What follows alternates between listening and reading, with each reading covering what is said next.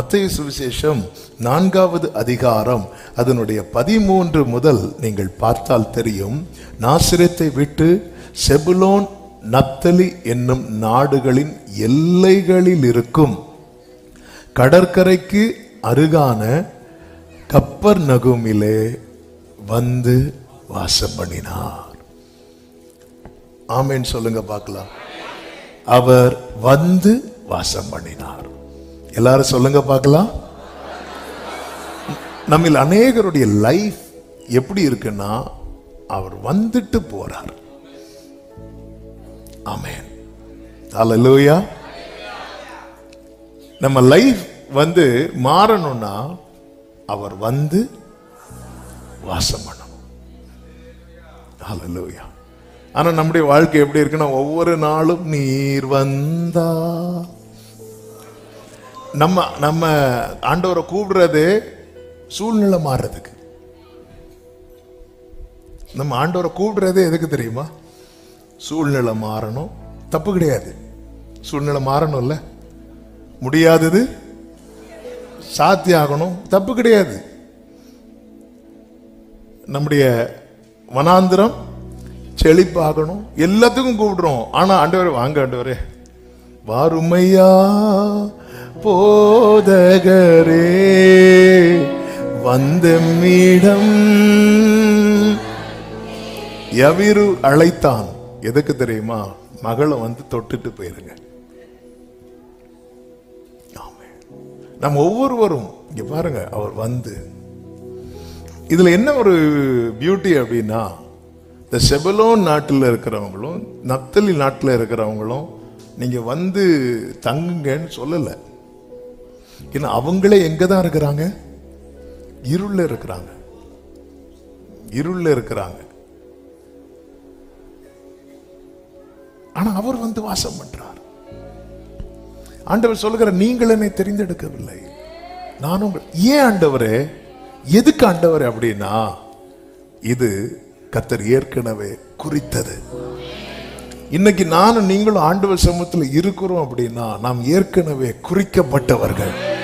எவர்களை கர்த்தர் முன் குறித்தாரோ அவர்களை கர்த்தர் அழைத்திருக்கிறார். அடுத்த வசனத்திலே சொல்லப்பட்டிருக்கிறது, கடற்கரை அருகிலும் யோர்தானுக்கு அப்புறத்திலும் உள்ள செபுலோன் நாடும் நப்தலி நாடும் ஆகிய புறஜாதியாருடைய கலிலேயாவிலே இருளில் நடக்கும் ஜனங்கள், இருளில் இருக்கும் ஜனங்கள் பெரிய வெளிச்சத்தை கண்டார்கள். மரண இருளின் திசையில் இருக்கிறவர்களுக்கு வெளிச்சம் உதித்தது என்று ஏசாயா தீர்க்கதரிசியினால் உரைக்கப்பட்டது நிறைவேறும்படி இப்படி நடந்தது. இப்போ ஒரு கேள்வி. உரைக்கப்பட்டது 600 ஆண்டுகளுக்கு முன்பதாக. இப்பொழுது இயேசு வந்தது என்ன ஆயிற்று? நடந்தது. எல்லாரும் சொல்லுங்க பார்க்கலாம். உரைக்கப்பட்டது நடந்தது. உரைக்கப்பட்டது நடந்தது. எத்தனை பேருக்கு சொல்ல முடியும் லைஃப்ல ஜீசஸ் இருக்கிறார்னு? இப்ப கைகளை உயர்த்தி சொல்லுங்க, உரைக்கப்பட்டது நடக்கும். உரைக்கப்பட்டது நடக்கும். சத்தம் ஆமென் சொல்லுங்க பார்க்கலாம். எனவேதான் யோபு 23வது அதிகாரத்தில் யோபு ஒரு வார்த்தை சொல்லுகிறார். அதனுடைய 13-14 வசனங்களிலே, அவரோவென்றால் ஒரே மனமாயிருக்கிறார். எனக்கு ரொம்ப பிடிச்ச வசனத்துல ஒன்று. அவரோவென்றால் ஒரே மனதா இருக்கிறார், அவரை திருப்பத்தக்கவர் யார்? யோபு இந்த வார்த்தையை சொல்லும் போது யார், எத்தனை பேர் கேட்டுட்டு இருக்கிறாங்க தெரியுமா? இந்த 4 பேர் கேட்டுட்டு இருக்கிறாங்க சுத்தி இருந்து. ஆமென். எந்த 4 பேர்? யோபுவினுடைய நண்பர்கள். அது மட்டும் இல்ல, யோபு கண்ணு தெரியாத இன்னொருத்தன் அங்க இருக்கிறான். யாரு? சாத்தான். அவன் தந்திரம் உள்ளவன். அவன் தந்திரம் உள்ளவன். அதாவது பிசாசின் தந்திரத்துல ஆதாம் திரும்பிட்டான். பிசாசின் தந்திரத்துல ஆதாம் ஏவாளும் திரும்பிட்டாங்க. ஆனா அவன் தந்திரத்தால யாரை திருப்ப முடியாது தெரியுமா? ஆமென். ஆண்டவர் வந்து திருப்ப முடியாது. அதாவது ஆதாமை பிசாசானவன் தன் தந்திரத்தினால் ஆண்டவரை விட்டு திருப்பிட்டான். ஆனா ஆண்டவரை பிசாசானவன் தன் தந்திரத்தினால் மனிதனை விட்டு திருப்ப முடியவில்லை. ஆதாமால ஆண்டவரை தேடி போக முடியல, ஆண்டவர் ஆதாமை தேடி வரார். இதுதான் ஒரு தேவ பிள்ளைக்கு நம்பிக்கை. ஆமென். என் சத்துருவே, எனக்கு விரோதமா நீ சந்தோஷப்படாத, நான் விழுந்தாலும் எழுந்தவே, நான் இருளில் உட்கார்ந்தால். எத்தனை பேருக்கு நான் சொல்ற வார்த்தை புரிகிறது? ஆமென். நான் அவரிடத்தில் சேராதபடிக்கு பிசாசானவன் தந்திரத்தால் என்னை என்ன பண்ணலாம் அப்படின்னா முடக்க பார்க்கலாம். ஆனால் அவர் என்னிடத்தில் சேரணும்னு நினைச்சிட்டாருன்னா, ஆமென், அவரோ வென்றால் ஒரே மனமாயிருக்கிறார், அவரை திருப்பத்தக்கவர். இல்லைன்னா நம்ம லைஃப்ல நடந்த சில காரியங்களை வைத்து பார்த்தா இன்னைக்கு நம்ம எப்படிங்க ஆண்டவர் சமூகத்தில் இருக்கிறோம்? அவரோ வென்றார். அடுத்த வார்த்தை பாருங்க, அவருடைய சித்தத்தின்படி எல்லாம் செய்வார். என்ன அதன் அர்த்தம்? என் லைஃப்ல என்ன செய்யணும்னு அவர் நினைச்சிருக்கிறாரோ அதெல்லாம். ஆண்டவரே, அப்ப நான் இந்த தண்ணீரை கடந்தது, இந்த நெருக்கமான சூழ்நிலை பயணித்ததெல்லாம் உங்க சித்தத்துக்கு உட்பட்டதா ஆண்டவரே? ஆமென். அதாவது கொஞ்சம் கஷ்டமா தான் இருக்கும். ஆண்டவர் அளக்குறதே 1000 முழம் தான். அவருக்கு பேசிக்கே எவ்வளவு தான், ஸ்டார்டிங்கே எப்படிதான். நம்ம ஒரு அடி எடுத்து வைக்கிறதுக்குள்ள அப்பாடா லிஃப்ட் ஒர்க் ஆகலையா? அவர் அளக்குறதே 1000 முழம், எடுத்ததுமே 1000 முழம். ஆண்டவர், இது என்ன ஆண்டவர்? இங்க பாரு, உன்னை தனியாவா நடக்க விடுறேன், நான் தானே உன்னை நடத்திட்டு போறேன். அவர் எடுத்தது அந்த தூதன், அந்த நதி ஆலயத்திலிருந்து புறப்பட்டது. அப்பொழுது அவர் 1000 முழம். என்ன எடுத்தது முழம்? ஒரு முழத்துக்கு என்ன வேலை தெரியுமா? 1000 முழம் எடுத்தது, 1000 முழம். இப்படி நிக்கிறார் எசேக்கியேல். அவர் என்னை நடத்தி கொண்டு போனார். அவர் என்னை அடுத்து 1000 முழம். ஏன் ஆண்டவர் இப்படி? அதனாலதான் ஒரு தேவ பிள்ளை, உண்மையிலேயே தேவ பிள்ளையுடைய வாழ்க்கை புத்தகம் இருக்குல்ல, அது இன்னொருத்தங்களுக்கெல்லாம் அக்செப்ட் பண்ண மாட்டாங்க. ஒரு சத்தியத்தை புரிஞ்சுக்கோங்க. நீங்க உண்மையிலே தேவனை தேடுறவங்களா இருக்கிறீங்கன்னா உங்க லைஃப் உங்க முன்னாடி அவங்க உங்களை அற்பமா பார்ப்பாங்க, ஆனா உங்க பின்னாடி அவங்க உங்களை இப்படித்தான் பார்த்துட்டு இருக்காங்க.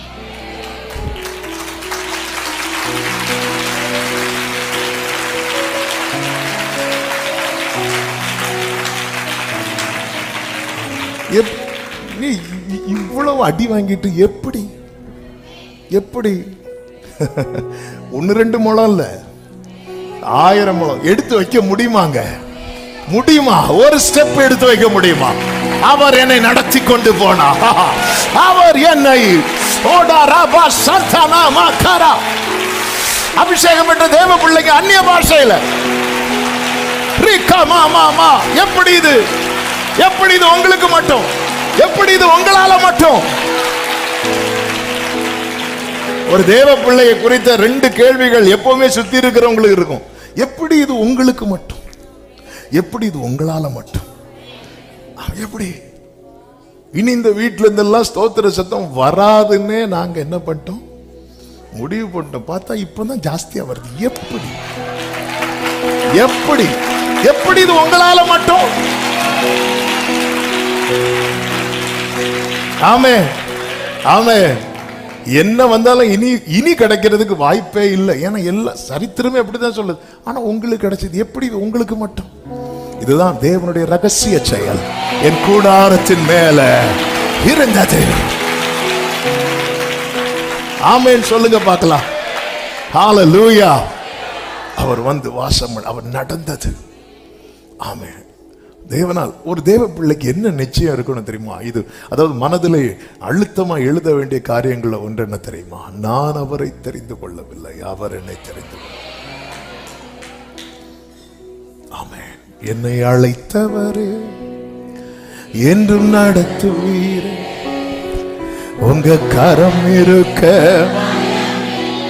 எனவேதான் யோபு சொல்லுகிறான், எனக்கு குறித்திருக்கிறதை அவர் நிறைவேற்றுவார். இந்த பகல் வேளையில உங்க வலது கரத்தை உயர்த்தி, கையில பைபிள் இருந்தா நெஞ்சோடு பைபிள சேர்த்து வச்சு இப்ப சொல்லுங்க, எனக்கு குறித்திருக்கிறதை அவர் நிறைவேற்றுவார். சொல்லுங்க, எனக்கு குறித்திருக்கிறதை அவர் நிறைவேற்றுவார். சொல்லுங்க, எனக்கு குறித்திருக்கிறதை.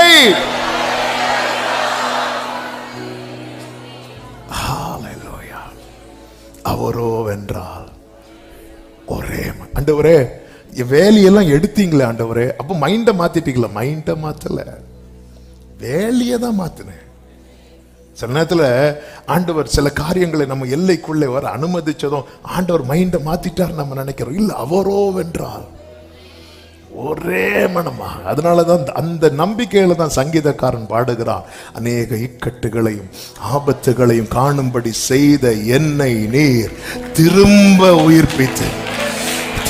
உயிர்ப்பித்து என் மேன்மையை பெருக பண்ணி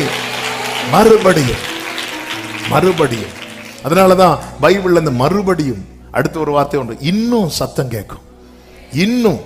இன்னொரு வார்த்தை இருக்கும் பாருங்க, கர்த்தருக்கு மகிமை உண்டாவதாக. சகரியா 1வது அதிகாரத்துல ஒரு அருமையான வார்த்தை உண்டு. சகரியா 1வது அதிகாரம் அதனுடைய 17வது வசனம். இன்னும் அதாவது உலகம் சொல்லும் இனி நன்மை வராதுன்னு சொல்லும் போது கர்த்தர் சொல்லுகிறார் இன்னும் நன்மையினால் பரம்பி இருக்கும். உலகம் சொல்லும் இனி உனக்கு ஆறுதலே இல்லை அப்படி சொல்லும் போது இன்னும் கர்த்தர் சீயோனை தேற்றுதல் பண்ணுவார். உலகம் சொல்லும் இனி அவ்வளவுதான் உன்னை ஆண்டவர் விட்டுட்டார் சொல்லும் போது இன்னும் எருசலேமை தெரிந்து கொள்வார் என்று சேனைகளின் கர்த்தர் சொல்லுகிறார் என்று பின்னும் திருப்பியும் சொல்லு. ஆமென். தேவனுடைய அழைப்பு அவ்வளவு விசேஷமானது. தேவ பிள்ளைகள் நம்முடைய வாழ்க்கையிலே தேவன் குறித்திருக்கிற காரியம். எனவேதான் இந்த ஏசாயா 9வது அதிகாரத்துல நீங்க அதனுடைய 2 முதல் 5 வரை உள்ள வசனங்களிலே 5 காரியங்கள் சொல்லப்பட்டிருக்கிறதை பார்க்க முடியும். 1, வெளிச்சம் உண்டாகும். அவர் பிற்காலத்திலே மகிமைப்படுத்த அவர் செய்கிற காரியங்கள். 1, வெளிச்சம் உண்டாகும். 2, நுகங்கள் முறிக்கப்படும். 3, ஆக்கினை அகற்றப்படும். 4, மகிழ்ச்சி உண்டாகும். 5, மகிமை வெளிப்படும். இந்த வசனங்களை இந்த 5 எளிதில் மனதில் நிற்கும்படிக்கு உங்கள் மத்தியிலே 5 பாயிண்டா சொல்லி இருக்கிறேன். 5 பாயிண்ட் எக்ஸ்பிளைன் பண்ண போறதில்லை. ஆனால் வேதத்திலிருந்து ஒரு சம்பவத்தை உங்கள் முன்னே வைத்து சொல்லும் போது அதை நீங்கள் புரிந்து கொள்வீர்கள் என நான் கர்த்தருக்குள் நம்புகிறேன். 5 காரியத்தை சொல்லுங்க பார்க்கலாம். வெளிச்சம் உண்டாகும். சத்தமா சொல்லுங்க. 2, நுகங்கள் முறிக்கப்படும். 3, ஆக்கினை அகற்றப்படும். 4, மகிழ்ச்சி உண்டாகும். 5, மகிமை வெளிப்படும். சத்தம் ஆமென் சொல்லுங்க பார்க்கலாம். ஆமென். கர்த்தருக்கு மகிமை உண்டாவதாக. சகரியா 9:9 ஒரு தீர்க்க தரிசன வார்த்தை உரைக்கப்பட்டிருக்கிறது. சீயோன் குமாரத்தியே மிகவும் களிகூரு, எருசலேம் குமாரத்தியே கம்பீரி. இதோ உன் ராஜா உன்னிடத்தில் வருகிறார். அவர் நீதி உள்ளவரும் ரட்சிக்கிறவரும் தாழ்மை உள்ளவரும் கழுதையின் மேலும் கழுதை குட்டியாகிய மரியின் மேலும் ஏறி வருகிறவருமாயிருக்கிறார். இந்த தீர்க்க தரிசன வார்த்தை உரைக்கப்பட்டு சில 100 ஆண்டுகள் கழித்து நிறைவேறினது நமக்கு தெரியும். இங்கே ராஜாவை குறித்து சொல்லப்பட்டிருக்கும் போது இன்னொன்றையும் அங்கே எடுத்து வைக்கப்பட்டிருக்கிறது. அதுதான் கழுதை, அதன் குட்டி. அவர் எருசலேமுக்கு சமீபமாய் போகும்போது தம்மோடு இருந்த சீஷர்களில் 2 பேரை அழைத்து சொல்லுகிறார். மத்தேயு சுவிசேஷம் அதனுடைய 21வது அதிகாரத்தின் 1வது வசனத்தில் அவர்கள் எருசலேமுக்கு சமீபமாய் சேர்ந்து ஒலிவ மலைக்கு அருகான இயேசுவானவர் சீஷரில் 2 பேரை அழைத்து உங்களுக்கு எதிரே இருக்கிற கிராமத்துக்கு போங்கள். போன உடனே ஆண்டவருக்கு தெரியும் எங்கே இது கட்டப்பட்டிருக்கிறது என்று. அவருக்கு தெரியும். அவர் அங்கே இல்லை. அந்த வார்த்தை நிறைவேறும் நேரம் வருகிறது. ஆண்டவர் அங்கே இல்லை. ஆனா ஆண்டவருக்கு தெரியும் எங்கே இருக்குது, எந்த நிலையில இருக்கிறது. நீங்க போங்க, எங்கேயாவது ஒரு கழுதை, ஏதாவது ஒரு கழுதை, அப்படி இல்லை, ஏதாவது ஒரு கழுதை அல்ல, அவர் குறித்தது. அதாவது யாரோ ஒருத்தங்க வந்து இடத்தை நிரப்பினா போதும் என்று நாம் அழைக்கப்பட்டு வந்தவர்கள் அல்ல. தேவ பிள்ளைகளே, ஆமென். இந்த கழுதைக்காக கர்த்தர் ரத்தம் சிந்தவில்லை. ஆனா இந்த கழுதை குறித்து சொன்னதை நிறைவேற்றுறதுக்கு அவர் இவ்வளவு உறுதியா இருக்கும்போது, அவரோ வென்றால் ஒரே மனதா இருக்கிறார். அந்த கழுதையின் நிலைமை என்பது, அந்த கழுதை குறித்த வார்த்தை நிறைவேறணும்னா இதெல்லாம் நடக்கணும். வெளிச்சம் வரணும், ஆக்கினை அகற்றப்படும், நுகங்கள் முறிக்கப்பட வேண்டும். ஆமென். அதுக்கப்புறம் மகிழ்ச்சி உண்டாகும், மகிமை உண்டாகும். வெளிச்சம் வரணும், ஆக்கினை அகற்றப்படணும், நுகங்கள் முறிக்கப்படணும். இந்த 3 காரியங்கள் நடக்கும்போது மகிழ்ச்சி உண்டாகும், மகிமை வெளிப்படும், கர்த்தருக்கு மகிமை உண்டாகும். ஆண்டவர் சொல்றார் பாருங்க, நீங்க போங்க, அது எங்க இருக்குது கரெக்டா சொல்றார்.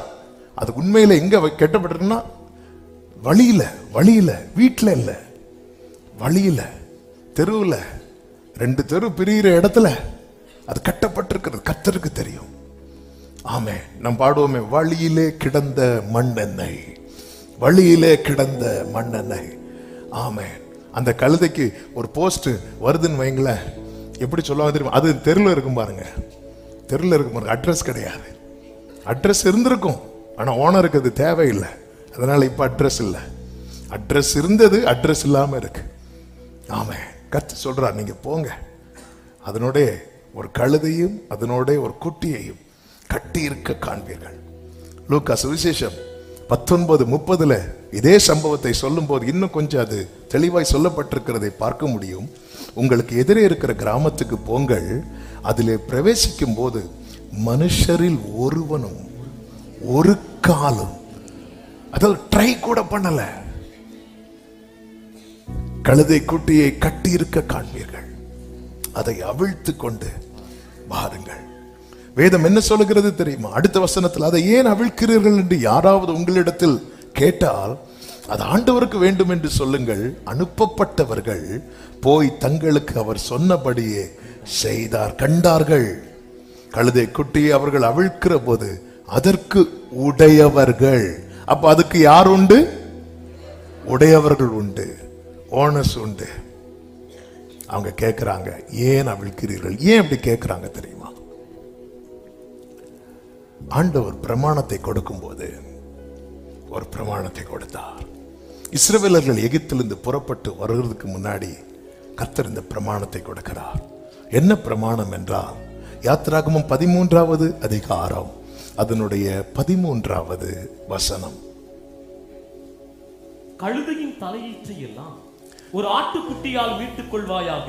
கழுதையின் தலையீற்றை எல்லாம் ஒரு ஆட்டுக்குட்டியால் மீட்டுக் கொள்வாயாக. மீட்காவிட்டால் அதன் கழுத்தை முறித்து போடு. கழுதையின் தலையீட்டை எல்லாம் எப்படி மீட்கணும் தெரியுமா? ஒரு ஆட்டுக்குட்டியை கொடுத்து, ஒரு ஆட்டுக்குட்டியை பலியாக கொடுத்து மீட்கணும். அப்படி மீட்கலைன்னா இதுக்கு நான் இனி ஒரு ஆட்டுக்குட்டியை கொடுக்கணுமா? அப்படி மீட்கலைன்னா நீ என்ன பண்ணணும் தெரியுமா? அதன் கழுத்தை என்ன பண்ணணும்? முறித்து போடணும். இதுதான் பிரமாணம்.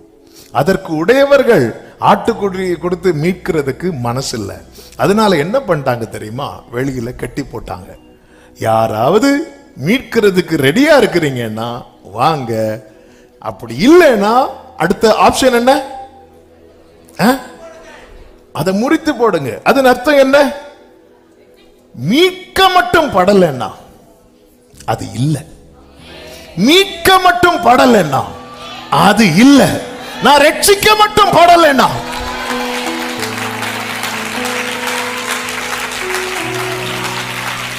நான் ரட்சிக்க மட்டும் படலைன்னா, நான் மீட்க மட்டும் படலைன்னா, அதனாலதான் கேட்கிறாங்க, எதுக்கு அவிழ்க்கிறீங்க? எதுக்கு அவிழ்க்கிறீங்க? அப்போ நீங்க சொல்லணும், ஆண்டவருக்கு வேணும். ஆமென். நசரேயனாகிய இயேசுவுக்கு வேணும்னு சொல்லாதீங்க. அங்க ஒரே வேர்டு, ஆண்டவருக்கு வேணும். அந்த இடத்துல யோசேப்பின் குமாரன், மரியாளின் குமார் இப்படி எல்லாம் சொல்லாதீங்க. ஆண்டவருக்கு வேணும். நீங்க இதை மட்டும் சொல்லுங்க, விட்டுருவாங்க, விட்டுருவாங்க. ஆமென். அவர் வந்தது எதற்கு தெரியுமா வந்தார்? அவருடைய நாமமே என்ன தெரியுமா? இயேசு. இயேசுனால என்ன தெரியுமா? ரட்சகர், மீட்பர். அதாவது அதற்கு உடையவர்கள். ஒண்ணு அவங்களுக்கு மீட்க மனசு இல்லைன்னா அவர்களுக்கு ஆட்டுக்குட்டியை கொடுக்க நிர்வாகம் இல்லை, திராணி இல்லை. ரெண்டு விதத்துல நமக்கு உதவாம இருப்பாங்க. ஒண்ணு மனசு இல்லாம, ரெண்டு முடியாம. ஆமென். மனசு இல்லாம முடியாம, அதாவது மனசு இல்லாம இருக்கும் அவங்களுக்கு. எதுக்கு நம்ம இவ்வளவு ரிஸ்க் எடுக்கணும் உங்களுக்கு? இன்னொன்னு பாருங்க, அவங்களுக்கு ரொம்ப நம்மளை பிடிக்கும், ஆனா அவங்களுக்கு அதுக்கான திராணி இருக்காது. அதான் அதற்கு உடையவர்கள் உண்டு. சுத்தி பார்த்துட்டு தான் இருக்கிறாங்க. கரெக்டா அந்த கழுதையின் கயிற்றை அவிழ்க்க போனதும் வந்துட்டாங்க, பாத்தீங்களா?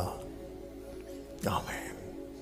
கழுதை குட்டி அவர்கள் அவிழ்க்கும் போது அதற்கு உடையவர்கள், குட்டியை ஏன் அவிழ்க்கிறீர்கள்?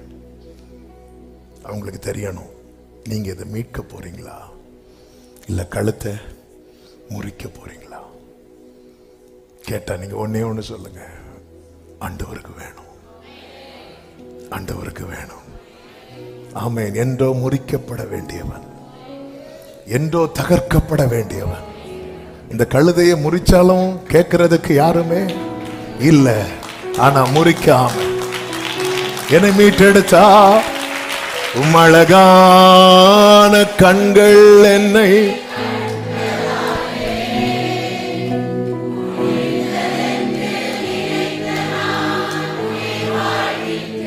க்ளோரி, உம்மழகான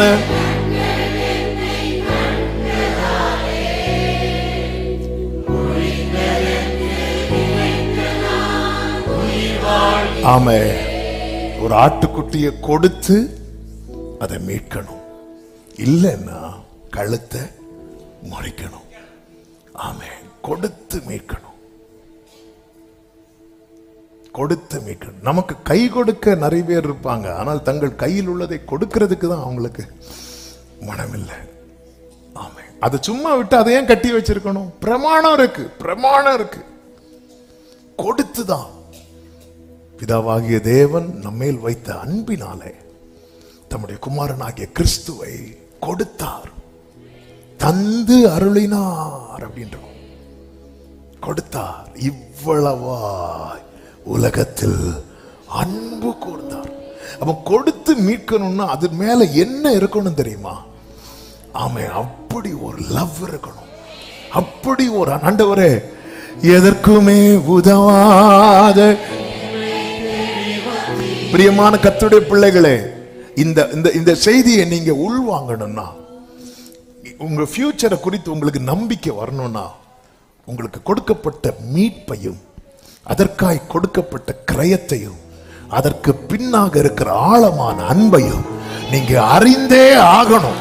அதை அறியலைனா உங்க ஒவ்வொரு நாளும் கலக்கத்தோடும் கண்ணீரோடு தான் இருக்கும். ஆமென். யாருக்கு வேணும்? ஆண்டவருக்கு வேணும். அந்த பட்டணத்தில் எத்தனை ஜனங்கள் அதை பார்த்திருப்பார்கள். ஒருவருக்கு கூட அது வேண்டாம். யார் வேணாலும் அதை மீட்கலாம். அந்த யார் வேணாலும் மீட்கலாம். கட்டப்பட்டிருக்கிறத பார்க்கறக்கு ஐயோ பாவம். ஒரு ஆட்டுக்குட்டி, அந்த ஊர்ல ஆட்டு பண்ணைகளை வச்சுட்டு எத்தனை பேர் இருந்திருப்பாங்க. ஒரு ஆட்டுக்குட்டியை கொடுத்து மீட்டிருக்கலாமே. இல்லை. உன் பிறப்பின் வர்த்தமானம் என்னவென்றால், நீ பிறந்த நாளிலே தூக்கி எறியப்பட்டாய். உன்னை குளிப்பாட்டவோ, உனக்கு ஒரு பிறந்த குழந்தைக்கு என்ன செய்யணுமோ அதில் ஒன்று செய்யவோ ஒரு கண்ணும் உன் பேரில் இரக்கமாயிருந்ததில்லை. ஆனால் நான் உன் அருகே கடந்து வந்தேன். ஹல்லேலூயா. இந்த கழுதைக்கும் நமக்குள்ள வித்தியாசம் என்ன தெரியுமா? இந்த கழுதை எங்கேயோ இருக்கு, அவர் எங்கேயோ இருக்கிறார். அவர் சீஷர்களை அனுப்பினார். ஆனா நமக்கு அப்படி அல்ல. அவரே இறங்கி வந்தார். ஹல்லேலூயா. தேடி வந்த நேசமே, ஆருயிர் உம் அன்பில் ஒன்றே. ஆமென். தேடி வந்த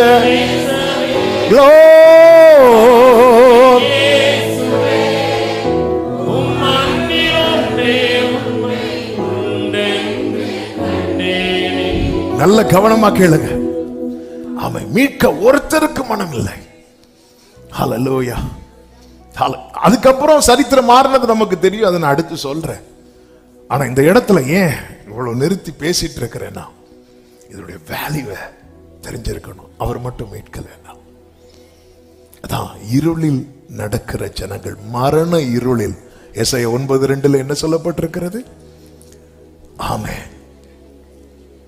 மரண இருளின் தேசத்தில் குடியிருக்கிறவர்கள் மேல் வெளிச்சம் பிரகாசித்தது.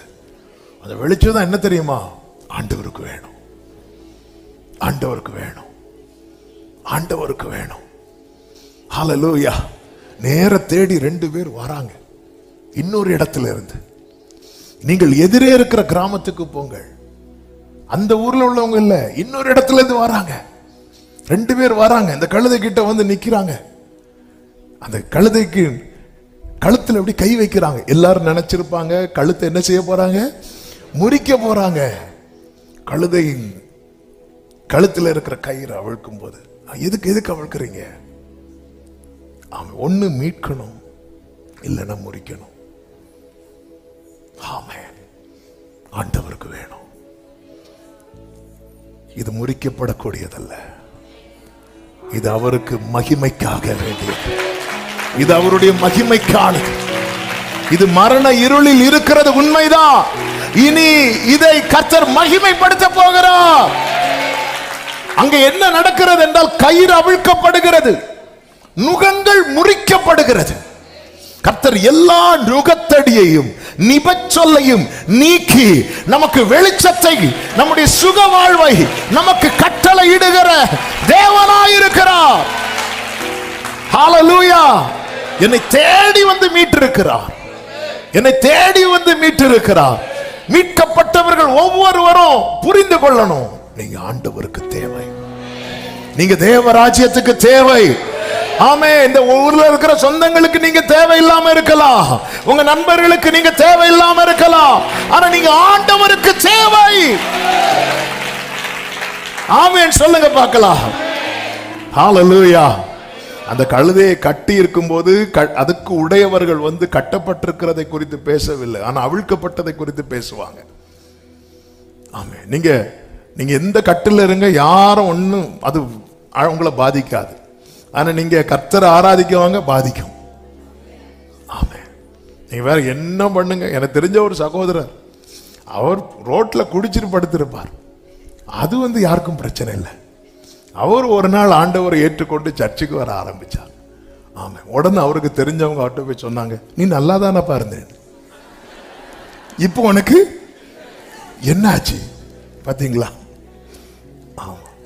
உடனே நம்மளும் ஓ நல்லாவா இருந்தோம், இப்ப என்ன ஆச்சு? இதான் உலகம். ஏன் அழுகிறீங்க? யாராவது கேட்டாங்களா? அதற்கு உடையவன் என்றல்ல, உடையவர்கள். நிறைய பேர் இருக்கிறாங்க நிறைய பேர்.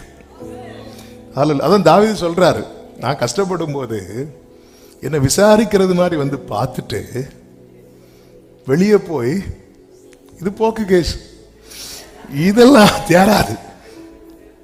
சில கிருவட்டம் வருவாங்க, ஆரஞ்சு பழம் வாங்கிட்டு வந்து நமக்கு முன்னாடி இருந்து உங்களுக்கு சாப்பிட முடியாதுல்ல, அப்படிப்பட்டவங்களும் இருப்பாங்க. உங்களுக்கு சிலர் வருவாங்க பாருங்க, வந்துருந்து சொல்லுவாங்க, என்ன தலைவலியா சிஸ்டர்? ஆமா, ஒன்றும் செய்யாது சிஸ்டர், ஆனால் எனக்கு தெரிஞ்ச ஒருத்தங்களுக்கு இப்படி தலைவலி வந்து அடுத்த நாளே அவுட்டு. நான் உங்களுக்காக ஜெபம் பண்றேன், தயவுசெய்து நீங்க எங்களுக்காக. ஹல்லேலூயா. தாவீது சொல்ற, வெளியே போய் தூட்டி தெரிகிறான். தூட்டி ஏன்? அதற்கு உடையவர்கள்னு இருக்கிறாங்க கொஞ்சம் பேர். ஆமென். ஹல்லேலூயா. ஆமென். சில கேட்பாங்க பாருங்க, உன்னெல்லாம் யாருக்கு வேணும்? உடனே மீட்கப்பட்ட நான் யாருக்குமே வேண்டாம், நான் யாருக்குமே வேண்டாம். ஐயோ. ஆமென். கேட்டா சொல்லுங்க, இந்த கழுதைக்கு சொல்ல தெரியாது, கழுதைகளுக்கு சொல்ல தெரியாது.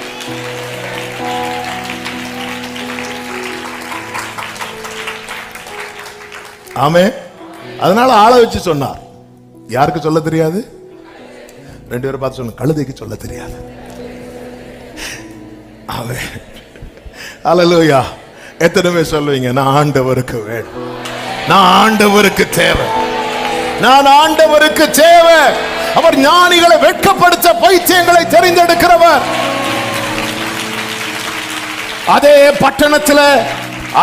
பட்டணத்துல ஏரோதும் பிலாத்துவும் குதிரைகளில் போகும்போது யாருக்கு வேண்டாத கழுதை மேல என் ஆண்டவர் பயணிக்க, அவர் ஞானிகளை வெட்கப்படுத்த பைத்தியங்களை தெரிந்தெடுக்கிறவர், பலமுள்ளவைகளை வெட்கப்படுத்த பலவீனமானவைகளை தெரிந்தெடுக்கிறவர், உள்ளவைகளை அவமாக்க இழிவானவைகளையும். நுகம் முறிக்கப்படுகிறது. ஆமென். பிற்காலத்தில் மகிமை உண்டாகணும்னா நுகம் முறிக்கப்படணும், வெளிச்சம் வரணும். அந்த வெளிச்சம் தான் யார்? ஜீசஸ். உலகத்திலே வந்து எந்த மனுஷனையும் எந்த மனுஷனையும் ஆமென் பிரகாசிப்பிக்கிற மெய்யான ஒளி. ஆமென். வந்துட்டார். அடுத்த காரியம் என்ன தெரியுமா? அந்த கட்டு விழுக்கப்படுகிறது, அதான் நுகம் முறிக்கப்படுகிறது. கட்டு மனுஷன் அவிழ்த்தானா கேரண்டி கிடையாது. ஒரு இடத்துல இருந்து இந்த ஆடுகள் மாடுகள் எல்லாம் அவிழ்த்து இன்னொரு இடத்துக்கு கூட்டிட்டு போவாங்க. எதுக்கு தெரியுமா? நீங்க எப்படி பார்த்தா தெரியும், இங்க இருந்து நிறைய ட்ராண்டத்துக்கு போகும், பெரிய டெம்போல தான் போகும். ஆனா போகும்போது அது ராஜா போல போகும். ஆனா அங்க போய் ஆமென் நல்ல தொடக்கரியா பார்த்து மனுஷன் அவிழ்த்தானா கேரண்டி கிடையாது. ஏன்னா அடுத்த கட்டு ஏறது போகுது. ஆனா இது அவிழ்க்கிறது யாரு தெரியுமா?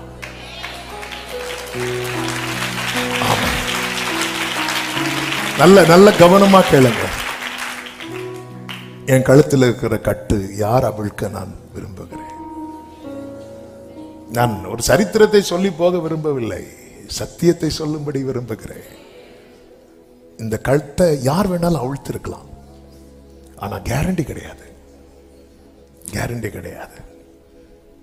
அவிழ்த்தது கர்த்தரானா இந்த கழுதை கண்டிப்பா எருசலேமுக்கு போகும். இதுதான் கேரண்டி. இந்த நோகத்தை, இந்த கட்டை கர்த்தர் அவிழ்த்ததுன்னா நான் அந்த பரம எருசலேமுக்கு போவேன், அந்த மகிமையில போவேன். அவிழ்க்கிறது யார் அவிழ்க்கிறா? சிலர் பாருங்க, ஒரு 100 ரூபாய்க்கு உதவி செஞ்சிருப்பாங்க, அத 100 வருஷம் சொல்லி காட்டி நம்ம கிட்ட இருந்து ஒரு 2 லட்சம் ரூபாய் வாங்கிடுவாங்க. ஆனால் நான் அன்னைக்கு செஞ்சதை அடிவாங்க. சிலர் ஏதோ ஒண்ணு செஞ்சிருப்பாங்க, நமக்கு அப்புறம் எப்படின்னு தோணுமா, ஐயோ இதுக்குன்னா தெரியாம வாங்கிட்டேன். சிலர்லாம் அப்படிதான் சொல்லுவாங்க, தெரியாம வாங்கிட்டேன். ஹல்லேலூயா. ஆமென். கட்டு யார் அவிழ்க்கிறா? நீங்க கவனிச்சீங்களா? ஆண்டவருக்கு வேணும்னு சொன்னதுக்கு அப்புறம் அதற்குடையவர்கள் ஒதுங்கிட்டாங்க. ஏன்னா அவங்களுக்கு தெரியும், இனி இந்த கழுதை சாகாது. இந்த கழுதை வாழ ஆரம்பிச்சிட்டு, இந்த கழுதைக்கு வாழ்வு திறந்துட்டு, வாசல் திறந்துட்டு. மீட்கப்பட்ட சபையே, உங்க மேல ஏதாவது நுகம் இருக்குதா? ஆண்டவர்கிட்ட சொல்லுங்க. மனுஷன்ட்ட போய் மனுஷனை அவிழ்க்க வைக்கிறதுக்கு நீங்க சொல்லாதீங்க. ஆண்டவர் யார் அனுப்பணுமோ அனுப்புவார். நமக்கு உதவும்படி யார் தேவை அவங்களை கர்த்தர் அனுப்புவார். நம்ம ஒவ்வொருத்தர்கிட்ட எனக்கு எப்படியாவது இல்ல, நான் அவருக்குரியவன். ஏசாயா 9:1 உங்களுக்கு நீங்க நம்புறீங்கன்னா உங்க மேல இருக்கிற நுகம் அவிழ்க்கப்பட கர்த்தரை நோக்கி பாருங்க. ஆமென். ஹல்லேலூயா. ஏசாயா 10:27 என்ன சொல்லப்பட்டிருக்கிறது? அந்நாளிலே உன் தோளில் நின்று அவன் சுமையும், உன் கழுத்து நின்று அவன் நுகமும் நீக்கப்படும். அபிஷேகத்தினால், அதனுடைய சரியான அபிஷேகத்தின் நுகம் என்றல்ல, அபிஷேகத்தினால் நுகம் முறிந்து போகும். இது பலத்தினாலும் அல்ல, பராக்கிரமத்தினாலும் அல்ல, தேவனுடைய ஆவியினால். இந்த நுகத்துக்கு உட்பட்டு இருக்கும் போது, அந்த நுகத்துக்கு உட்பட்டவனுடைய நிலையை புலம்பல் 1வது அதிகாரம் அதனுடைய 14 முதல் 22 வரை உள்ள வசனங்களிலே நிறைய சொல்லப்பட்டிருக்கிறதை நம்ம ஒருத்தர் நுகத்துக்கு உட்பட்டிருக்கும் போது அவருடைய நிலைமை எப்படி இருக்கும் தெரியுமா? எல்லாம் வாசிக்க நேரம் இல்லை, அந்த ஒவ்வொரு பாயிண்ட மட்டும் சொல்றேன். 14வது வசனத்துல எழும்ப முடியாத நிலை உண்டாகும். ஒருத்தர் நுகத்துக்குள்ள இருந்து எழும்பவே முடியாது. இப்ப நீங்க யோசேப்பு பாருங்க. யோசேப்பு ஒரு கட்டப்பட்ட நிலையில் தான் இருக்கிறான். அந்த கட்டை அவிழ்க்கப்படும் வரைக்கும் யோசேப்பு காரிய சித்தி உள்ளவனானான், ஆனால் எழும்ப முடியல. யோசேப்பு போர்த்திபார் வீட்டில் நல்ல அதிகாரியா இருக்கிறான், எழும்ப முடியல, அடுத்ததே தாழ்த்தப்படுகிறான். அந்த 13 வருஷம் அந்த நுகத்துக்கு உட்பட்ட நிலையில் இருக்கிறது வரைக்கும் யோசேப்பு சைட்ல எல்லா நியாயமும் இருக்கு, திறமை இருக்கு, எல்லாமே இருக்கு. ஆனா அவனால எழும்ப முடியல. வாழ்க்கையில எல்லாம் இருந்தும் எழும்ப முடியல. நுகத்துக்கு உட்பட்டவனால எழும்ப முடியாது. அதுவும் யோசேப்பு அடைக்கப்பட்ட சிறை அதை குறித்து கேள்விப்பட்டிருக்கிறேன். அது எனக்கு சரியாய் தெரியவில்லை. அது அந்த சிறைக்குள்ள இருக்குல்ல, அந்த சிறைக்குள்ள ஒரு ஆள் ரொம்ப நிமிர்ந்து கூட நிக்க முடியாதான். அப்படி கொஞ்சம் அப்படி பெண்டாய் தான் நிக்கணும், இப்படியே தான் நிக்கணும். வாழ்க்கை 13 வருஷம் இப்படி கூனி குறுகி. ஆமென். சங்கீதக்காரன் சொல்லுகிறேன், என் இடுப்புகள் மேல பாரத்தை ஏற்றினீர். நுகம், நுகத்துக்கு உட்பட்டவனால எழும்பவே லைஃப்ல எவ்வளவுதான் போராடும், ஒரு லெவல், அதுக்கு மேல எழும்பவே முடியாத நிலை. 15வது வசனத்தில் சொல்லப்பட்டிருக்கிறது மிதிக்கப்படுகிற நிலை. மிதிக்கப்படுகிற நிலை. என்னில் உள்ள பராக்கிரமசாலிகளாகிய என்னுடையவர்களை எல்லாம் ஆண்டவர் என்ன சொன்னார்? என்ன மிதித்து போட்டார். மிதிக்கப்படுகிற நிலை. அதாவது எப்படி நிலையா? திராட்சை பழத்தை ஆலையில மிதிக்கிறது போல. திராட்சை பழத்தை ஆலையில எப்படி மிதிப்பாங்க பார்த்திருக்கீங்களா? அதுல இருக்கிற சாறு வெளியே வர்றது வரைக்கும் சும்மா அப்படி போ அப்படி மிதி இல்ல, அதுல அப்படி 1 2 3 கடைசியில மிதிக்கப்பட்ட ரசத்தை தனியா எடுத்து இந்த மிதிச்ச பழத்தை தோலை பார்த்தா நுகத்துக்கு உட்பட்டவனுடைய நிலை. அதான் மனுஷரை எங்கள் தலையின் மேல் ஏறி போக பண்ணினீர். அதாவது யோசேப்பு குழியில கிடக்கும் போது சகோதரர்கள் எல்லாம் பிளான் போடுறாங்கல்ல, அந்த பிளானுக்குள்ள என்ன வரல தெரியுமா? யோசேப்புடைய கண்ணீர் வரல, யோசேப்புடைய கதறல் வரல, யோசேப்புடைய கர்த்தருக்கு மகிமை உண்டாவதாக யோசேப்புடைய அழுகை அங்க ஒரு பொருட்டாவே எண்ணப்படல. ஆனா இதே யோசேப்பு நுகம் நீக்கப்பட்டு பார்வோன், அதாவது எகிப்து பார்வோன் அரண்மனையில ஒரு வாட்டி அழுவார். வேதம் என்ன சொல்ல தெரியுமா? அவன் அழுததை பார்வோன் வீட்டார் அனைவரும், யோசேப்பு அழுறான், எல்லாம் சைலண்ட் ஆயிட்டாங்க. ஒருத்தங்க அழுறதை எல்லாரும் கேட்கணும்னா எல்லாரும் என்ன செய்யணும் தெரியுமா? அமைதியாகணும். ஏன்னா யோசேப்புடைய வேல்யூ.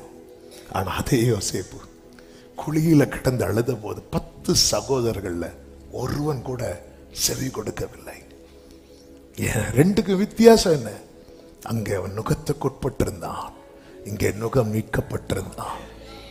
ஆமென், ஹல்லேலூயா. ஆமென். நீ நுகத்துக்கு உட்பட்டு இருக்கும் வரைக்கும் தான் உனக்கு மதிப்பு இல்லை. ஆனா கர்த்தர் பிற்காலத்திலே மகிமைப்படுத்தும் போது,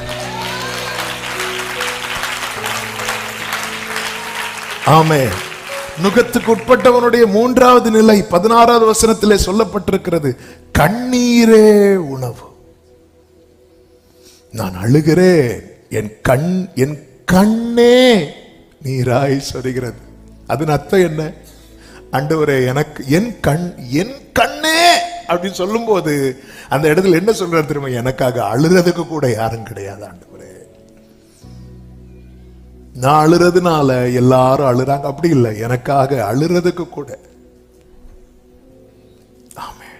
அங்க பாருங்க, என் உயிரை காப்பாற்றி தேற்றுகிறவர் என்னை விட்டு தூரமானார் அப்படி சொல்லிட்டு ரொம்ப ஃபீல் பண்ணி அழுறார். ஆண்டவர் என்னை காப்பாற்றி தேற்றுறது நீங்க தான் ஆண்டவரே, நீங்களே எனக்கு தூரமா இருக்கிறீங்களே. புலம்பல், என் கண்ணே நீராய் சொரிகிறது. ஓ, அதாவது நமக்காக அழுறதுக்கு கூட ஒருத்தர் இல்லை அப்படிங்கிறது. தெரிஞ்ச ஒருத்தர் அவருடைய மரணம், அடக்கத்துக்கு போனேன். ஒருத்தர் கூட அழல. ஒண்ணு, சரி ஒருவேளை அவரு வயசாகி மறிச்சனால அழல அப்படின்னு. லாஸ்ட்ல நான் சொல்றேன், சரி நம்ம பாடியை எடுக்க போறோம், ஃபேமிலிகிட்ட சொல்றேன், பார்க்குறவங்க பார்த்துக்கோங்க, கிஸ் பண்றவங்க கிஸ் பண்ணுங்கன்னு சொன்னேன். இல்லை இல்லை நாங்கள் பார்த்துட்டோம் அப்படின்னாங்க. ஆமென், நாங்கள் பார்த்துட்டோம், நாங்கள் நேற்று பார்த்துட்டோம், நீங்களே எடுத்துட்டு போயிருங்க. நாங்கள் கொண்டு வச்சு என்ன பண்ணுது? சரி, இத்தனைக்கும் இது இவ்வளோதான். நல்ல வேளை அவர் போயிட்டார்.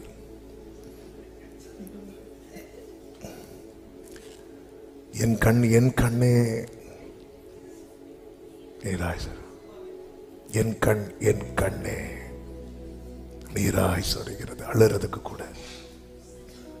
ஆனா எனக்கு ஒண்ணு தெரியும், என்ற முகம் வாடியா தெய்வத்தின் முகம் பாடும், என் மேலிகள் ஈரணிஞ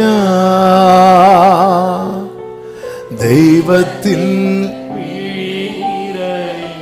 ஆகார் அழுத போது ஆகாரோடு அழுவதற்கு ஆபிரகாம் இல்லை.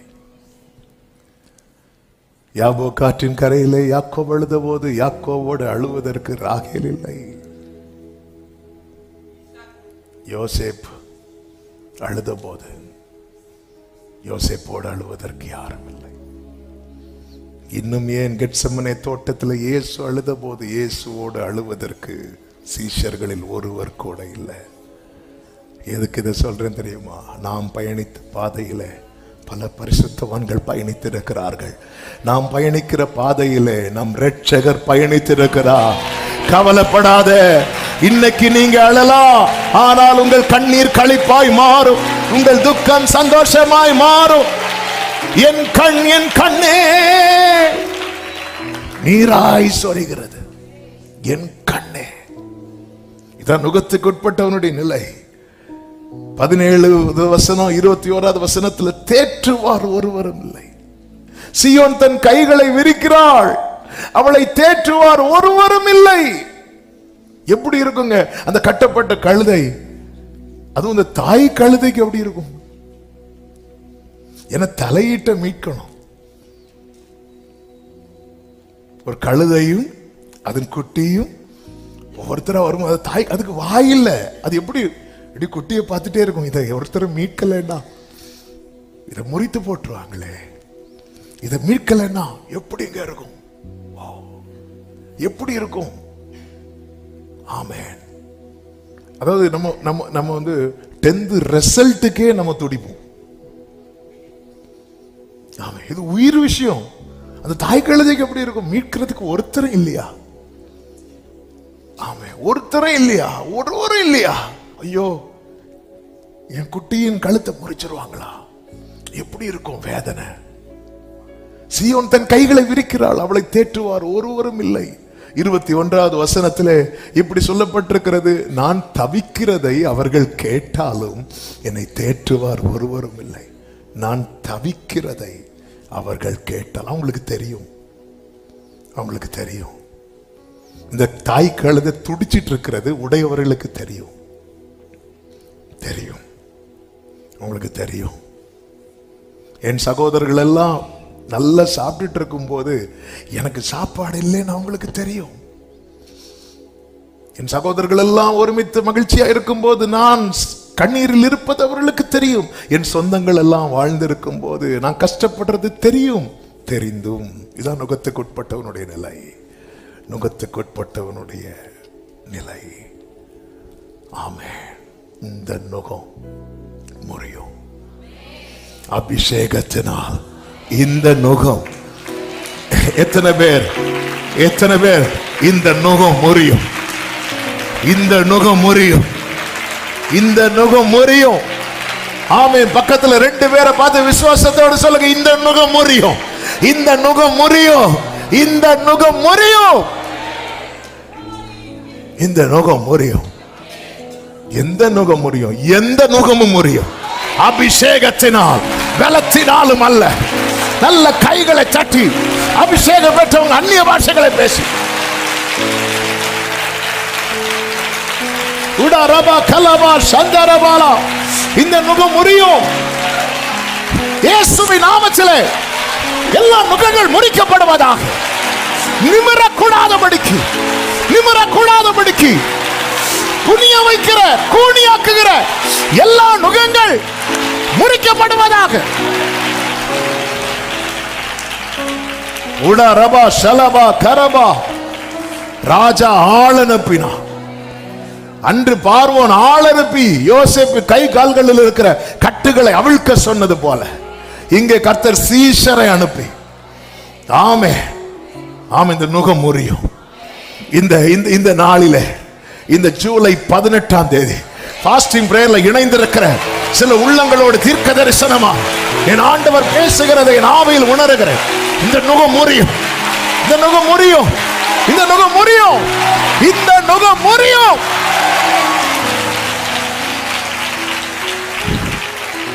இருபதாவது வசனத்தில் இப்படி சொல்லப்பட்டிருக்கிறது, ஆமென். கர்த்தாவே பாரு, நான் நெருக்கப்படுகிறேன், என் குடல் கொதிக்கிறது, நான் கடும் துரோகம் பண்ணினபடியால் என் இருதயம் வியாகுலப்படுகிறது.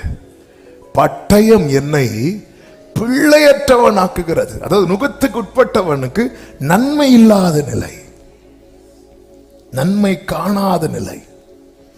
21வது வசனம், இதனால சத்துருக்கள் மகிழுகிறார்கள். என் பகைஞர் எல்லாரும் எனக்கு வந்த ஆபத்தை கேட்டு தேவரீர் அதை செய்தபடியால் சந்தோஷமாயிருக்கிறார்கள். சொல்லிட்டு அடுத்த ஒரு வார்த்தை அங்க அடிக்கிறார் பாருங்க. என்ன தெரியுமா? நீர் கூறின நாளை வர பண்ணுவேன். கடந்த நாளிலே இந்த செய்தியை ப்ரிப்பேர் பண்ணிட்டு இருக்கும் போது இந்த வேர்டு ரேமாவாக ஆண்டவர் காண்பித்தார். நீர் கூறின நாளை வர பண்ணுவேன். கர்த்தர் என்ன நாளை கூறி இருக்கிறார்? சீயோனுக்கு தயவு செய்யும் காலம், அதற்காக குறித்த நேரம். நீர் கூறின நாளை வர பண்ணுவீர். காரியத்தாய் முடிய பண்ணும் நாள். நீர் கூறின நாளை வர பண்ணுவீர். ஆகாததென்று தள்ளப்பட்டதை ஆச்சரியமாய் பார்க்க வைக்கும் நாள். நீர் கூறின நாளை வர பண்ணுவீர். சத்துருக்களுக்கு வெட்கத்தை உடுத்து வைக்கும் நாள். நீர் கூறின நாளை வர பண்ணுவீர். புலம்பலை ஆனந்த களிப்பாய் மாற பண்ணும் நாள். நீர் கூறின நாளை வர பண்ணுவீர். இளைத்து போன சுதந்திரத்தை திடப்படுத்தும் நாள். நீர் கூறின நாளை, ஆமென் சொல்லுங்க பார்க்கலாம். நீர் கூறின நாளை. ஆமே. எரேமியா 30வது அதிகாரத்திலே கர்த்தர் இப்படி சொல்லுகிறார். எரேமியா 33வது அதிகாரம் 14வது வசனம். இதோ நாட்கள் வரும் என்று கர்த்தர் சொல்லுகிறார். அப்பொழுது நான் இஸ்ரவேல் குடும்பத்துக்கும் சொன்ன நல் வார்த்தையை கைகளை உயர்த்தி, நீர் கூறின நாளை, அது ஒண்ணுதான்ப்பா எனக்கு ஹோப். நீர் கூறின நாளை வர பண்ணுவீர். நீர் கூறின நாளை வர பண்ணுவீர். ஆண்டவரே, ஆமே, நான் நுகத்துக்கு உட்பட்டவனாய் இருக்கிறேன். நீர் கூறின நாளை. நீங்க சொன்னீங்களே, கழுதைக்கு தெரியாது. இதோ உன் ராஜா கழுதையின் மேலும் அதன் குட்டியின் மேலும் வருகிறார். இதுக்கு தெரியாது, ஆனா நமக்கு தெரியும். அவர் சொல்லி இருக்கிறார், பிற்காலத்திலே மகிமைப்படுத்துவேன் என்று. பிற்காலத்திலே ஆண்டவரை பார்த்து சொல்லுங்க, நீர் கூறின நாளை. அவர் யார் தெரியுமா? அவர் கூறின நாளை வர பண்ணுகிறவர். அது வரைக்கும் இந்த நெறிந்த நாணலை முறிக்க மாட்டார். இந்த மங்கின திரியை முறிக்க மாட்டார், அணைக்க மாட்டார். முறிக்காமல் அணைக்காமல் காக்கப்படுகிற சபையே, நீர் கூறின நாளை. ஹல்லேலூயா. தேவரீர் எழுந்தருளி சீயோனுக்கு இறங்குவி. தேவரீர் சீயோனுக்கு இறங்குவி. அதற்கு தயை செய்யும் காலம். ஆமென். சபைக்கு தயை செய்யும் காலம் வந்ததே. எழுந்தருளோ ஆமென். எழுந்தருளோ. மனுஷர் என்னைன்னு பாடுங்க. மனுஷர் என்னை மேற்கொள்ளாதிருக்க எழுந்தருளும். சத்துரு என்னை தொடராதிருக்க, சத்துரு என்னை எனக்கொத்தாசையாக இப்போ எழுந்தருளோ. நான் உமக்குள்ளே மறைந்திருக்க. நுகத்துக்குட்பட்டு ஆண்டவர் நீர் கூறின நாள், அவன் நீர் கூறின நாளை வர பண்ணுவேன். ஆமென். இங்க இருந்து யூகேக்கு டிராவல்ல இருக்கும்போது தான் இந்த வேர்டை மெடிடேட் பண்ணிட்டு ஆண்டவர் இந்த வார்த்தையை அப்படியே கண்ணுக்கு முன்னாடி, அதாவது ஒரு பேப்பர்ல இந்த மார்க்கரை வச்சு மார்க் பண்ணி சில இது கண்ணுக்கு முன்னாடி தெரியுமா, அப்படி காட்டி தந்தார். நீர்க்கூர் இதை வச்சு ஜெபம் பண்ணு. நான் நிறைய சொல்லியிருக்கிறேன். நீ இப்ப பார்க்கறது இல்லை, நான் உனக்கு சொல்ல போறது. நீ இப்ப பார்க்கறதே கிடையாது, நான் உனக்கு சொன்னது வேற. ஆண்டவர் நீர் கூறின நாளை, அந்த வார்த்தை பார்த்தீங்களா? அப்பொழுது அவர்களும் என்னை போலாவார்கள். ஆமென். என்ன? ஆமென். கர்த்தர் குறித்த நாள் வரது வரைக்கும் மோர்தெகாய் கீழே, ஆமான் மேல. அந்த நாள் வந்தபோது மோர்தெகாய் மேல, ஆமான் கீழே. நீர் கூறின நாளை வேதம் சொல்லுகிறது, அவன் சத்துருக்களுக்கு வெட்கத்தை உடுத்துவிப்பேன், அவன் மீதிலோ அவன் கிரீடம் பூக்கும். நீர் கூறின நாளை, ஆமென், நீர் கூறின நாளை வர பண்ணுவேன். ஆமென். ஆண்டவரே, நீங்க சொல்லி இருக்கிறீங்கல்ல, அந்த நாளை பார்க்கணும். நீர் கூறின நாளை. இப்போ நீ என்ன பண்ணிட்டு இருக்கிற? இப்போ நீ இருக்கிற நிலைமை, அவர் வருவார், அவர் வருவார். என் சூழ்நிலை மாறும், என் வாழ்க்கையில எல்லா கட்டு மாறும். ஆமென். ஹல்லேலூயா. அந்த நாள் வந்தது. யோபு லைஃப்ல அந்த நாள் வந்தது. கர்த்தர் கூறின நாள். யோபு அதை பார்த்தா, அதை மட்டும் இல்ல, 4 தலைமுறைக்கு அவன் பார்க்கிறான். நீர் கூறின நாள். ஆமென். ஆக்கினை அகற்றப்பட்டது, ஆண்டவருக்கு வேணும்னு சொல்லப்பட்டதும், இனி அந்த கழுதை குட்டிக்கு என்ன இருக்காது தெரியுமா? முறித்து போடப்படுகிற நிலைமை இருக்காது. ஆமென். ஹல்லேலூயா. அவ்வளவுதான். இனி அது முறித்து போடக்கூடிய, என மீட்கப்பட்டுட்டு பழையன ஒளிந்தன, எல்லாம் புதிதாய். இதுதான் வேதம் சொல்லுகிறது. செப்பனியா 3வது அதிகாரம் 14-15 வசனங்களை வாசியுங்கள். சீயோன் குமாரத்தியே, இஸ்ரவேலரே, எருசலேம் குமாரத்தியே, கம்பீரித்து பாடு, ஆர்ப்பரியுங்கள், மகிழ்ந்து களிகூரு. கர்த்தர் உன் ஆக்கினைகளை அகற்றி உன் சத்துருக்களை விலக்கினார். இஸ்ரவேலின் ராஜாவாகிய கர்த்தர் உன் நடுவிலே இருக்கிறார். இனி இனி இனி இனி தீங்கை காணாதிருப்பார். ஆமென். சொல்லுங்க பார்க்கலாம். ஆக்கினைகளை அகற்றி சத்துருக்களை விலக்கி. ஆண்டவரே, இது உங்களால மட்டும்தான் முடியும். ஆமென். கைகளை உயர்த்தி, நீர் குறித்த நாளை வர பண்ணுவீராக, நீர் குறித்த நாளை வர பண்ணுவீராக, நீர் குறித்த நாளை வர பண்ணுவீராக, நீர் கூறின நாளை. ஓ ஜீசஸ். ஆமென். மகிழ்ச்சி உண்டாகும். இந்த கழுதை எங்கே கொண்டு வரப்படுகிறது? இயேசுவின் இடத்துல. வேதம் சொல்லுகிறது, அவர் அதை கண்டு அதன் மேல ஏறினார். அதன் மேல ஏறதுக்கு முன்னாடி அதுக்கு மேல எதை விரித்தார்கள் தெரியுமா? வஸ்திரத்தை விரித்தாங்க. ஆமென். மண்ணு போட வேண்டியது, வஸ்திரத்தை போட்டாங்க. அது மட்டும் முறித்து போட்டிருந்தார். அவர் ரட்சிப்பின் வஸ்திரத்தை கொடுத்தார். இயேசு அதன் மேல ஏறி. இப்போ நல்ல கவனிங்க, எருசலேமுக்கு இயேசு போகிறதுக்கு கழுதை தேவையில்லை, ஆனா கழுதை எருசலேம் போறதுக்கு இயேசு தேவை. இயேசு பரலோகத்துக்கு போறதுக்கு நான் தேவையில்லை, ஆனா நான் பரலோகத்துக்கு போறதுக்கு எனக்கு இயேசு தேவை. கழுதை இல்லாமலும் இயேசுவுக்கு எங்க போக முடியும்? எருசலேமுக்கு. எருசலேம் கழுதை எல்லாம் போனா யாராவது ஏதாவது சொல்லுவாங்க? ஆமே. ஆனா இயேசு அதை விரும்பல. நான் போனா ஒன்னையும் கொண்டுதான் போ.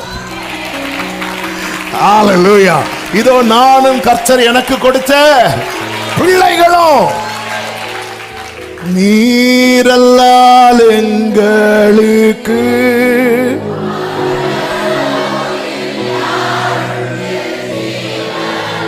glory நீரல்.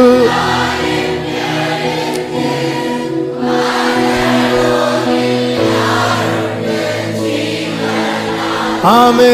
கைகளை உயர்த்தி கண்களை ஏறெடுத்து நீரே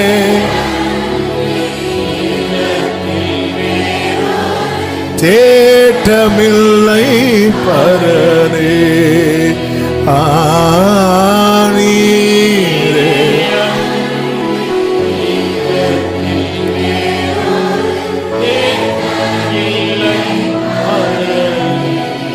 இந்த வார்த்தையை சொல்லி நான் ஜெபிக்க விரும்புகிறேன்.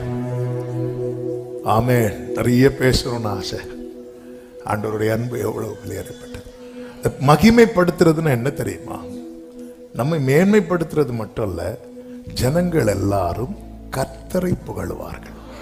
அதுதான் உண்மையில மகிமைப்படுத்துறதுன்னா நம்மளை கொண்டாடுறது இல்ல, நம்ம லைஃப்ல நடக்கிறத பார்த்து கர்த்தரை.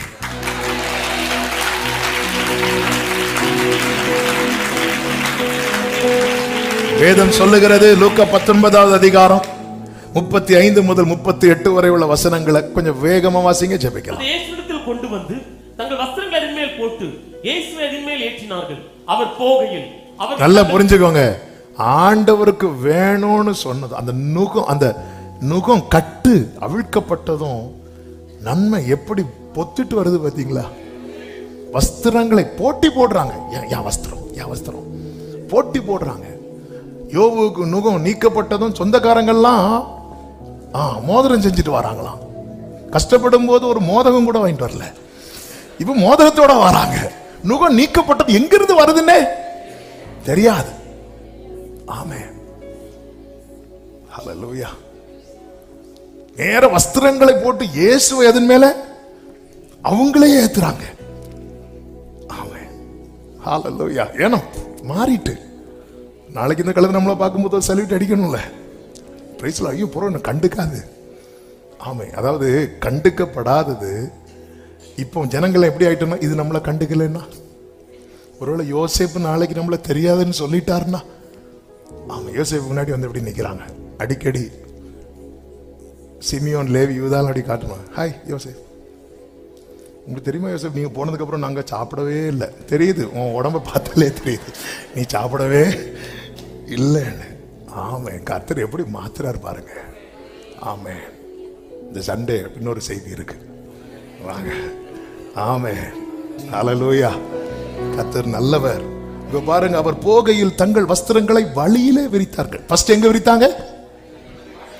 மேல. இனி அதுக்கு மேல போடுறதுக்கு இடம் இல்ல.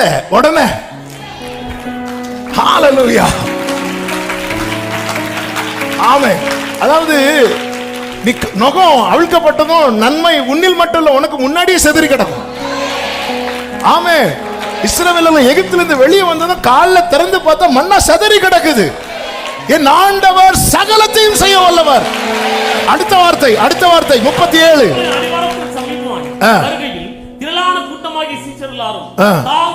தாங்கள் கண்ட அற்புதங்களையும் குறித்து சந்தோஷப்பட்டு கர்த்தருடைய நாமத்தினாலே வருகிற ஆசா, பரலோகத்திலே சமாதானம், உன்னதத்திலே மகிமை உண்டாவதாக என்று அவங்க எல்லாரும் இந்த அற்புதங்களை கண்டு தேவனை மகிமைப்படுத்த போறாங்க, புகழ போறாங்க. ஆண்டவரே என் வாழ்க்கையில ஒண்ணு செய்யுங்கப்பா. எதுக்குப்பா செய்யணும்? நீ நல்லா இருக்கணும்னு விரும்புறியா? எஸ். ஆனா நான் அதுக்கு மேல இன்னொன்னு விரும்புறேன், என்னை பற்றி தேவனை. ஆமா, எல்லாரும் கண்டு உங்களை பிரைஸ் பண்ணணும். எல்லாரும் கண்களை மூடி அப்படியே ஜெபித்து முடிக்க போறோம்.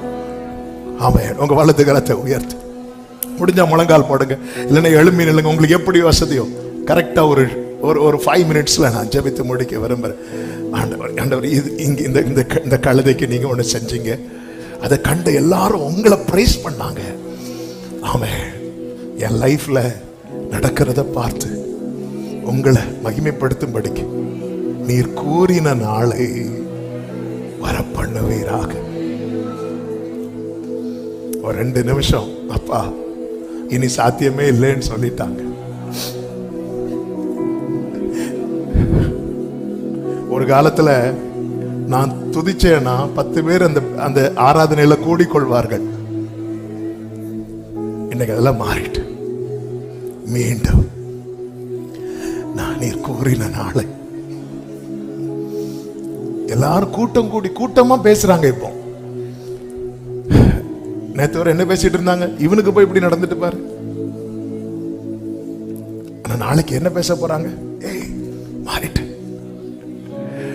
ஆமா, அன்னைக்கு நீ குளிருக்கு நடுங்கிட்டு இருக்கும் போது ஒரு வஸ்திரம் கூட தராதவங்க எல்லாம் இப்போ வஸ்திரத்துக்கு மேல வஸ்திரம் கொண்டு வந்து. அன்னைக்கு நீ குளிருக்கு நடுங்கிட்டு இருந்த, உன் கண்ணீரை துடைக்க ஒரு கர்ச்சீஃப் கூட வாங்கி தராதவங்க இப்போ உன் மேல போடுறதுக்கு நீ இடம் இல்லை. நீ நடக்கிற பாதையில தரையில விரிக்கிறாங்க. இதெல்லாம் அவர் உனக்குள்ள வந்ததுனால நீ ஈனப்படுத்தப்பட்ட காலத்துக்கு ஒரு முற்றுப்புள்ளி. முடிந்த 2 கைகளை வானத்துக்கு நேராக உயர்த்தி நீர் கூறின நாளை வர பண்ணுவீராக.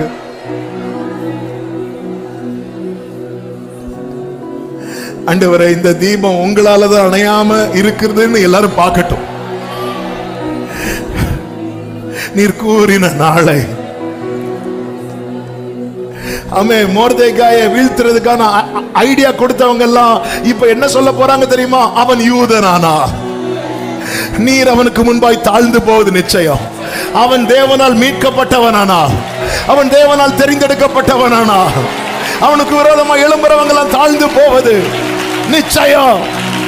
நீர் கூறின நாளை வர பண்ணுவீராக.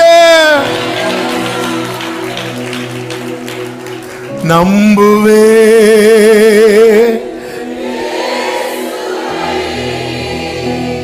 நம்புவே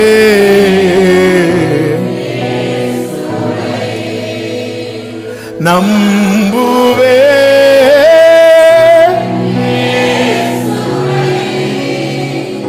நம்புவே கண்மலைகள் பெயர்க்கும்படியார் கர்த்தர் என்னை கரம் பிடித்தார்.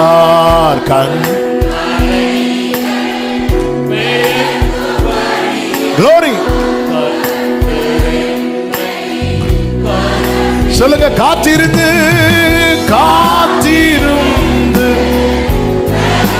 ஓடரமா சேக்கலரே கழுகை போல் எழும்பிடுவே காத்திருந்து. Jesus name. ஆமென். சொல்லுங்க, நம்புவேனே சுவை நம்புவே. Hallelujah.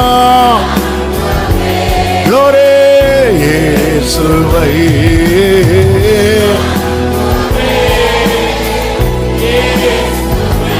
ஆமென். நல்ல கரங்களை தட்டி தேவனுக்கு மகிமை. முழு பலத்தோடு கர்த்தர் கிருபையாய் நம்மோடு இடைப்பட்ட அவருடைய அன்புக்காக. ஆமென், ஆமென். ஹalleluya, ஹalleluya. பரிசுத்த பிதாவே, நல்ல தகப்பனே, நன்றியோடுமை துதிக்கிறோம், ஸ்தோத்திரிக்கிறோம்.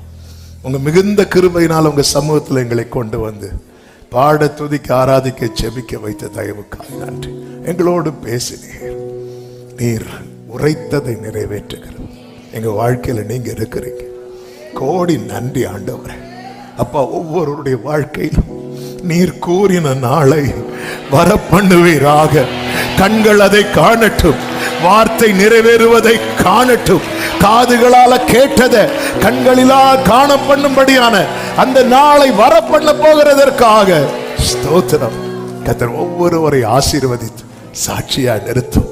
ஆண்டவரே, ஜனங்கள் எல்லாம் கூட்டம் கூடி நீ செய்த அற்புதங்களை கண்டு உம்மை புகழ்ந்தது போல எங்க வாழ்க்கையில் நீர் செய்ய போகிறதை அறிந்து கண்டு கேட்டு ஜனங்கள் எல்லாம் உம்மை புகழும்படி பிற்காலத்திலே அதை மகிமைப்படுத்துவார் என்ற வார்த்தைப்படி மகிமைப்படுத்தி ஒவ்வொருவரை ஆசீர்வதியும். என்னென்ன பாரங்களோடு, தேவைகளோடு, விண்ணப்பங்களோடு உங்க சமூகத்தில் வந்திருக்கிறார்கள், இந்த ஆன்லைன்ல இணைந்திருக்கிறார்கள் என்பதை நீர் அறிவீர். காரியங்களை எல்லாம் கைகூடி வர பண்ணி, கவலைகள் கண்ணீர்கள் எல்லாம் மாற்றி கழிகூற பண்ணும். ஒவ்வொரு கூடாரத்துல ஆண்டவர் துதியின் சத்தம், ஆர்ப்பரிப்பின் சத்தம், ஆண்டவரே கர்த்தாவே உம்மை மகிமைப்படுத்துகிற சத்தம் தொனிப்பதாக. கிருபை பெருகட்டும். சமாதானத்தோடு அனுப்பி சாட்சியாய் கொண்டு வாரும். எல்லா மகிமை, கனம், துதி, ஸ்தோத்திரங்கள் ஒருவருக்கே செலுத்துகிறோம். இரட்சகர் இயேசு கிறிஸ்துவின் நாமத்தில் பிதாவே.